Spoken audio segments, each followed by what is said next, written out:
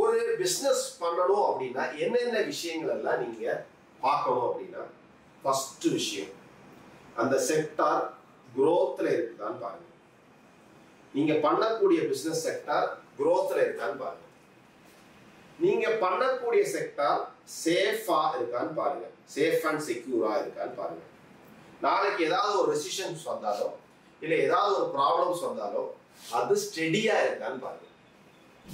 மூணாவது ப்ராஃபிட்டா இருக்கான்னு பாருங்க. அஞ்சாவது கன்சிஸ்டன்சியா அது மூவ் ஆயிட்டு இருக்கான்னு பாருங்க. கன்சிஸ்டன்சியா அந்த பிசினஸ் மூவ் ஆயிட்டு இருக்கான்னு பாருங்க. ஸோ இவ்வளோ விஷயம் இருந்தா மட்டும்தான் அந்த பிசினஸ் நீங்க சூஸ் பண்ணணும். நீங்க எந்த செக்டார் ஆனாலும் சூஸ் பண்ணுங்க. ஆனா 1, 2, 3, 4 இந்த 4 விஷயம் அந்த பிசினஸ்ல இருந்தா மட்டும் அந்த பிசினஸை சூஸ் பண்ணுங்க. நீங்க புதுசா ஸ்டார்ட் பண்றதா இருந்தா